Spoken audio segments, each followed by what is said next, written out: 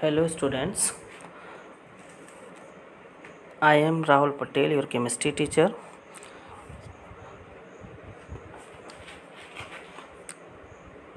In previous classes I have discussed about significant figures and scientific notation. These two topics from uncertainty in measurement. Today I will discuss about laws of chemical combination. This is the most important topic of this chapter. The first law is law of conservation of mass. First of all, law of chemical combination. The combination of elements to form compounds is governed by the following 5 basic laws. Hello students, तो इस law में chemistry में 5 ऐसे बड़े law हैं जिनमें ये बताया गया है कि जब भी कोई एलिमेंट्स कंबाइंड होता है तो क्या फॉर्म करता है, कंपाउंड्स। तो हमें इस लॉ में ये पढ़ना है या हमें ये लॉ जो हमें एक्सप्रेस करता है, जो चीज़ हमें बताता है वो ये चीज़ बताता है कि कोई भी कंपाउंड का फॉर्मेशन जब भी होता है तो वो एलिमेंट्स के कॉम्बिनेशन से, मतलब एलिमेंट्स जो होते हैं वो किस रेशियो में कंबाइंड होते हैं, कितने ग्राम में कंबाइंड होते हैं, कितने मोल में कंबाइंड होते हैं, ठीक है। तो किस रेशियो में कंबाइंड होते हैं और ये कंपाउंड फॉर्म करते हैं। तो इस तरीके से ये कुछ बहुत ही इम्पोर्टेंट लॉज हैं जिन्हें हम पढ़ेंगे, ठीक है। तो बच्चों, नेक्स्ट जो फर्स्ट लॉ है वो है law of conservation of mass, and second law is law of constant composition, and third law is law of multiple proportions, and fourth law of reciprocal proportions, and another Gay-Lussac's law of combining volumes. So students, today I will discuss about first law of conservation of mass. This law was given by a French chemist Antoine Lavoisier in 1789.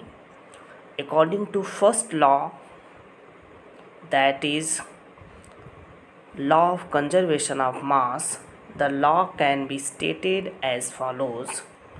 According to this law, during any physical or chemical change, the total mass of the products obtained is always equal to the total mass of the reactants taken at the beginning of the change. तो देखो students, जो first law में ये बताया गया है, आपने इसे क्लास 9th में भी पढ़ा होगा। फर्स्ट लॉ हमें ये बताता है कि किसी भी केमिकल रिएक्शन में जो भी रिएक्टेंट्स और प्रोडक्ट्स के मास होते हैं वो क्या होते हैं, सेम होते हैं आफ्टर द केमिकल रिएक्शन। किसी भी केमिकल रिएक्शन के होने के बाद जो मास होता है रिएक्टेंट का वो क्या होता है, इक्वल होता है प्रोडक्ट्स के मास के। अगर किसी भी, वैसे जनरली आप देखो तो ऐसे मैक्सिमम केमिकल रिएक्शंस हैं जो लॉ ऑफ कंजर्वेशन ऑफ मास को क्या करते हैं, फॉलो करते हैं, ठीक है। तो actually first law of thermodynamics first law of conservation of मास जो है, ठीक है, ये किसी भी केमिकल रिएक्शन में जो रिएक्टेंट के मास को अगर हम सम कर दें, जैसे किसी भी केमिकल रिएक्शंस में अगर हम देखें तो रिएक्टेंट एक से ज़्यादा होते हैं और प्रोडक्ट्स भी एक से ज़्यादा होते हैं। तो जब हम रिएक्टेंट्स, जितने भी रिएक्टेंट्स हैं उनका अगर हम सम कर दें मास, और प्रोडक्ट्स जितना फॉर्म हो रहा है रिएक्शन में उन प्रोडक्ट्स के मास को अगर हम सम कर दें, और उस कंडीशन में दोनों रिएक्टेंट और प्रोडक्ट्स का जो मास है वो इक्वल है, तो वो लॉ ऑफ कंजर्वेशन ऑफ मास को फॉलो कर रहा है वो केमिकल रिएक्शन, ठीक है। It means the sum of the reactants is equal to the sum of the mass of the products.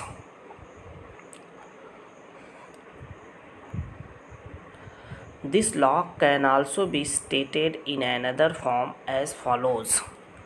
During any physical or chemical change that the matter is neither created nor destroyed, however it may change from one form to another. देखो students, कभी कभी ये law जो है, first law of conservation of मास जो होता है, ये केवल वहीं पे पॉसिबल है जहाँ पे किसी भी मैटर में किसी भी तरह की जो फिजिकल और केमिकल चेंजेस हैं वो कभी भी ना हो. This is possible only when matter is neither created nor destroyed in a physical और अ केमिकल चेंज. किसी भी फिजिकल और केमिकल चेंज के दौरान मैटर में ना तो मैटर मतलब उस केमिकल रिएक्शन में जो मैटर है वो ना ही डिस्ट्रॉय होता है और ना ही यूज होता है. तो however it may change from one form to another. ये एक फॉर्म से दूसरे फॉर्म में चेंज होता है. जो फर्स्ट एग्जांपल है जिसको आपने पढ़ा है, when calcium carbonate strongly heated, जब कैल्शियम कार्बोनेट को स्ट्रांगली हीट किया जाता है, जिसे हम थर्मल डीकम्पोजिशन कहते हैं. थर्मल डीकम्पोजिशन का मतलब कि किसी भी रिएक्शन में अगर हम हीट प्रोवाइड कर रहे हैं और हीट प्रोवाइड करने के बाद रिएक्टेंट्स अगर डिकम्पोज हो रहा है 2 और मोर देन 2 प्रोडक्ट्स में, तो उसे हम थर्मल डीकम्पोजिशन रिएक्शन बोलते हैं. इसे आपने क्लास 10th में पढ़ा होगा. तो कैल्शियम कार्बोनेट को जब हीट किया जाता है तो कैल्शियम ऑक्साइड और कार्बन डाइऑक्साइड फॉर्म होता है. अब यहाँ पे अगर हम देखें बच्चों की ये जो रिएक्शन है, ये रिएक्शन क्या लॉ ऑफ कंजर्वेशन ऑफ मास को फॉलो कर रहा है या नहीं, तो इसके लिए हमें क्या करना होगा, इसके लिए हमें रिएक्टेंट्स के मास को चेक करना होगा कितना है और प्रोडक्ट्स के मास को चेक करना होगा कितना है. तो देखते हैं. तो total mass of the reactants and products को हमें निकालना होगा. जैसे sum of the mass of the reactants is equal to the sum of the mass of the products. ये क्या है, एक तरीके से law of conservation of mass का स्टेटमेंट है, जिसमें कोई भी रिएक्शन अगर दोनों प्रोडक्ट्स और रिएक्टेंट्स के मास इक्वल हैं तो लॉ ऑफ कंजर्वेशन ऑफ मास को फॉलो कर रहा है. अब इस रिएक्शन में जो कि हमने प्रीवियस स्लाइड में आपको दिखाया था रिएक्शन, कैल्शियम कार्बोनेट डिकम्पोज होकर जब कैल्शियम ऑक्साइड और कार्बन डाइऑक्साइड बनता है तो उसमें जो मास होता है रिएक्टेंट का, total mass of the reactant that is calcium carbonate is 100 ग्राम.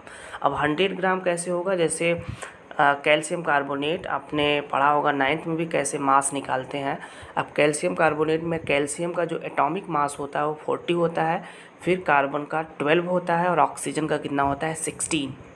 तो कैल्शियम कार्बोनेट का मास निकालने के लिए हम क्या करेंगे, कैल्शियम का मास रखेंगे 40 प्लस कर देंगे, कार्बन का मास रखेंगे 12 फिर प्लस करेंगे, ऑक्सीजन का मास 16 मल्टीप्लाइड बाई 3 क्यों, क्योंकि ऑक्सीजन के 3 एटम्स हैं. अब इन सब को अगर आप ऐड करेंगे तो कितना आएगा 100. ये मास कितना हो जाएगा 100 ग्राम. उसी तरीके से mass of the products that are calcium oxide is 56 and carbon dioxide is 44 gram. तो यहाँ पे कैल्शियम ऑक्साइड का अगर हम मास निकालेंगे तो कैल्शियम का 40 और ऑक्सीजन का 16 कितना हो जाएगा 56 gram. And carbon dioxide, carbon का 12 और ऑक्सीजन का 16 multiplied by 2 is equal to 44 gram. तो यहाँ पे आप क्या देख रहे हो, जो रिएक्टेंट का मास है वो प्रोडक्ट्स के मास के क्या है इक्वल है. मतलब रिएक्टेंट्स का जो टोटल मास है वो 100 ग्राम है और प्रोडक्ट्स का भी मास क्या है टोटल 100 ग्राम है. तो इसका मतलब कि ये जो रिएक्शन है जो हमने आपको एग्जांपल दिया है, ठीक है, कैल्शियम कार्बोनेट का, इसका मतलब ये thermal decomposition of calcium carbonate जो है ये लॉ ऑफ कंजर्वेशन ऑफ मास को क्या कर रहा है, फॉलो कर रहा है. जो दूसरा एग्जांपल है आप देख रहे हो स्क्रीन पे, वो क्या है, कार्बन. जब किसी भी कोल को या किसी भी कार्बन कंटेनिंग सब्सटेंस को जब हम ऑक्सीजन में बर्न करते हैं तो कार्बन डाइऑक्साइड का फॉर्मेशन होता है. तो ये भी क्या कर रहा है, लॉ ऑफ कंजर्वेशन ऑफ मास को फॉलो कर रहा है या नहीं, ठीक है. इसको आप देखो ध्यान से. तो कार्बन का मास कितना होता है 12 और ऑक्सीजन का 16। तो रिएक्टेंट साइड अगर देखा जाए तो कार्बन का 12 हम ले लेंगे और ऑक्सीजन का 32 प्लस 12 44 ग्राम। अब प्रोडक्ट साइड अगर आप देखो तो CO2 का कितना आएगा 44 ग्राम। तो दोनों साइड रिएक्टेंट साइड और प्रोडक्ट साइड दोनों साइड रिएक्टेंट और प्रोडक्ट्स के क्या है मास इक्वल है 44 ग्राम। ठीक, ये भी एग्जाम्पल जो हमने दिया है ये भी लॉ ऑफ कंजर्वेशन ऑफ मास को क्या कर रहा है फॉलो कर रहा है। नेक्स्ट वीडियो में हम इसके नेक्स्ट टॉपिक को डिस्कस करेंगे बच्चों। Okay, thank you.